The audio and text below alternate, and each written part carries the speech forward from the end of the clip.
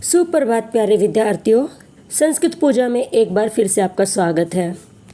बच्चों, इतने दिनों तक कोई वीडियो ना डालने के लिए मैं क्षमा प्रार्थी हूँ, लेकिन हाँ, जैसे कि आप लोगों के मैसेज आ रहे थे, कमेंट्स हो रहे थे कि मैम प्लीज़ डालिए, हमें अपनी जो स्कूल में किताबें पढ़ाई जा रही हैं, किसी का कुछ समझ में नहीं आ रहा है, किसी का कुछ नहीं आ रहा है। तो हाँ बच्चों, उसका मैंने एक समाधान निकाल लिया है कि मैं आज से आपको डेली एक वीडियो ज़रूर दूंगी। उस वीडियो में हम स्पेशल कोई एक बुक रखेंगे पब्लिशर की, और हम उसे अच्छे से सरल रूप से पढ़ेंगे। तो चलिए, इसी के साथ हमारा जो फर्स्ट शुरू हो रहा है, मैंने लिया है कोर्डोवा सुप्रभातम। हमारी पुस्तक का नाम है संस्कृत माला, इसका संस्कृत वर्णमाला पाठ 1। चलिए हम शुरू करते हैं। वैसे तो सभी बच्चों को पता है कि कक्षा 5 में जब ये पाठ हमारा शुरू होता है तो पहला ही जो पाठ होता है वो होता है संस्कृत वर्णमाला। इसमें हमें बच्चों, मैं आपको बता दूं कि कुछ भी ऐसी नई चीज़ नहीं है जो हमें बहुत समझने में परेशानी होगी या कठिनाई होगी, लेकिन ये हमारे सभी आने वाले पाठों का आधार है, तो इसको पढ़ना बहुत आवश्यक है। तो चलिए हम अपना पहला पाठ शुरू करते हैं। पाठ का नाम है संस्कृत वर्णमाला। संस्कृत भारत की सबसे प्राचीन भाषा है। ये सभी जानते हैं कि संस्कृत भारत की सबसे प्राचीन भाषा है। हमारी राष्ट्रभाषा हिंदी भी संस्कृत से ही विकसित हुई है। ये विकसित होना, जब कोई चीज़ उत्पन्न होती है और वो फैलती है, बड़ी होती है, वो एक बहुत बड़ा रूप ले लेती है, उसको कहते हैं विकसित होना। तो हिंदी जो है आजकल बहुत जगह है, भारत में नहीं अपितु अन्य देशों में भी कई स्थानों पर बोली जा रही है। तो ये विकसित जो हो रही है हिंदी, वो हमारी संस्कृत से ही निकली है। अब मैं आगे आपको बताती हूँ। विचारों के आदान प्रदान के लिए भाषा का प्रयोग किया जाता है। सभी बच्चे जानते हैं, बहुत इजी है ये बात। हम कक्षा 1 से पढ़ते हुए आ रहे हैं कि भाषा का जो आदान प्रदान होता है, यानी कि हम बोलते हैं, समझते हैं, वो उस सब के लिए, विचारों के आदान प्रदान के लिए हमें भाषा का प्रयोग किया जाता है, हम करते हैं। भाषा का जो आदान प्रदान करने के लिए 2 रूप अपनाए गए हैं, वो एक है मौखिक और दूसरा है लिखित। बच्चों, मौखिक वो रूप होता है जहाँ पर हम बोलकर एक दूसरे से बातचीत करके जिस रूप का हम प्रयोग करते हैं वो होता है मौखिक, जो मुंह से बोला जाए। लिखित, जो लिखा जाए।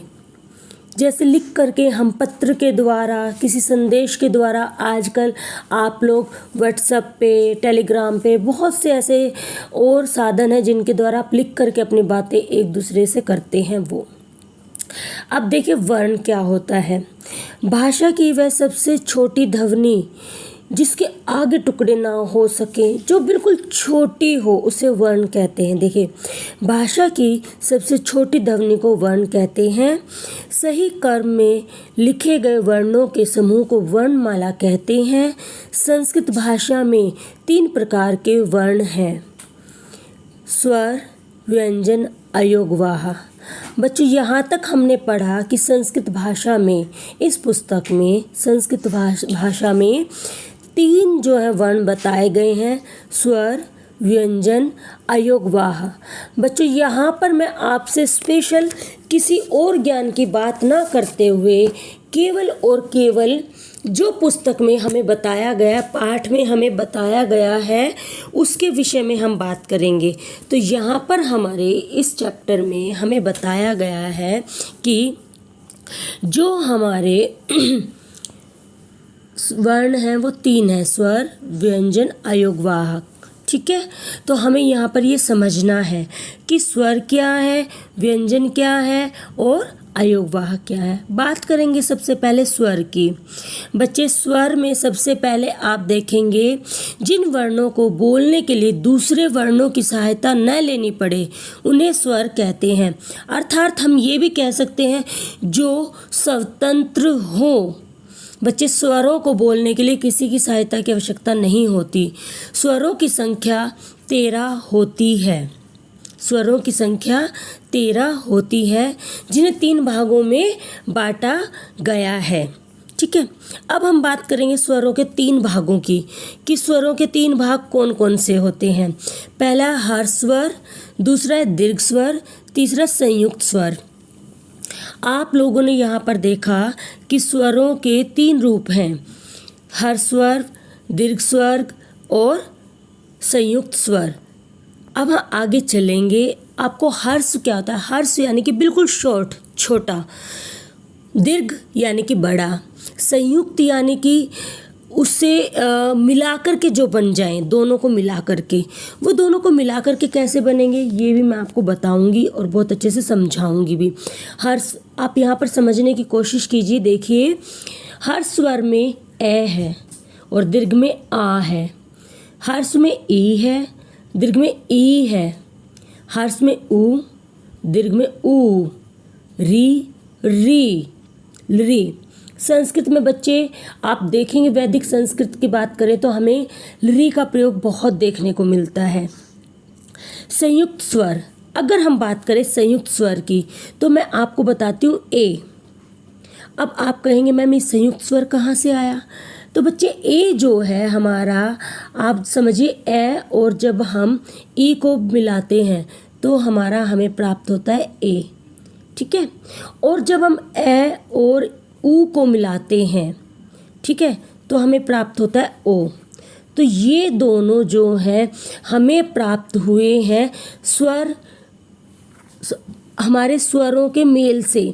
ठीक है, इसलिए इन्हें संयुक्त स्वर कहते हैं। ठीक है, समझ में आ गया। अब इसके बाद हम बात करेंगे व्यंजन की। व्यंजन, जिन वर्णों के उच्चारण में स्वरों की सहायता लेनी पड़े उन्हें व्यंजन कहते हैं। अर्थात मैं यहाँ पर आपको ये बताना चाहूँगी, जो व्यंजन होते हैं वो अर्धमात्रिक होते हैं, उनको बोलने में अपने आप आधा समय ही लगता है, लेकिन जब उन्हें हम पूरा बोलते हैं तो स्वरों की सहायता से बोलते हैं। इसको समझाने के लिए यहाँ पर मैं आपको बताना चाहूँगी, आप का वर्ग, चा वर्ग, टा वर्ग को देखेंगे, सभी के नीचे हलंत का प्रयोग किया गया है। तो इसका अर्थ है कि वो आधे हैं। जिस भी वर्ण के नीचे, व्यंजन के नीचे, स्वरों के नीचे हलंत नहीं लगता है, जिस भी व्यंजन के नीचे अगर हलंत लग गया है तो इसका अर्थ हो गया है वह आधा है। ठीक है, अगर हम बात करें व्यंजनों की तो व्यंजनों के भी 3 रूप हैं यहाँ पर बताए गए हैं, स्पर्श व्यंजन, अंतस्थ व्यंजन, ऊष्म व्यंजन। स्पर्श व्यंजन कौन से होते हैं बच्चे? स्पर्श व्यंजन हमारे वे व्यंजन होते हैं जो हमारे का वर्ग से लेकर पा वर्ग तक आते हैं। पूरा का वर्ग, चा वर्ग, टा वर्ग, ता वर्ग और पा वर्ग, ये हमारे स्पर्श व्यंजन हैं। इसके पश्चात अगर हम बात करें हमारे अंतस्थ व्यंजन की, य, र, ल, व, ये हमारे अंतस्थ व्यंजन हैं। इनको समझने के लिए हम ये भी कह सकते हैं, इनमें अंदर से ऊष्म इसमें अंदर से जो है ध्वनि निकलती है, य, र, ल, व। और ऊष्म व्यंजन जैसे कि नाम से ही स्पष्ट है, ऊष्म कुछ गरम गरम, तो श, स, श, स, ह।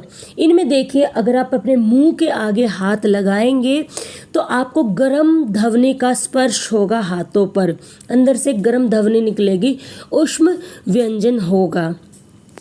आप प्रैक्टिकल करके भी ये बहुत अच्छे से जान सकते हैं, तो आपको ये फिर याद करने की आपको कोई आवश्यकता नहीं होगी। जब प्रैक्टिकल आप इसका कर लेंगे तो आप समझ ही जाएंगे। नंबर 3 पर हम पढ़ेंगे इस पुस्तक के अनुसार अयोगवाहक। ठीक है, जो वर्ण ना तो स्वर और ना ही व्यंजन होते हैं, इन्हें केवल चिन्हों के द्वारा ही दिखाया जाता है, वे अयोगवाहक होते हैं। ये 2 प्रकार के होते हैं, अनुस्वार और विसर्ग। जैसे कि देखिए, पंकज, पुनः, विसर्ग का जो साउंड होता है वो आधे ह वाला होता है, पुनः। बच्चे, यहाँ पर हमारा पाठ समाप्त होता है और आगे इसका जो है पुस्तक अभ्यास शुरू हो जाता है। आपको ये वीडियो कैसी लगी और आपके लिए ये सहायता करने वाली हुई है या नहीं हुई है, तो आप मुझे ये कमेंट करके ज़रूर बताना। मेरे चैनल को सब्सक्राइब कीजिए, लाइक कीजिए और शेयर कीजिए। ये उन बच्चों के लिए है जो केवल अभी संस्कृत शुरू कर रहे हैं, कक्षा 5 में, या कोई भी स्टार्टिंग अपना कर रहे हैं, उन बच्चों के लिए है। अगली वीडियो में मैं आपको इसका पूरा पाठ 1 का अभ्यास कराऊंगी और अभी मेरा आपसे वादा है कि आपको हर पुस्तक का ऐसे ज़रूर मिलेगा। तो धन्यवाद बच्चों।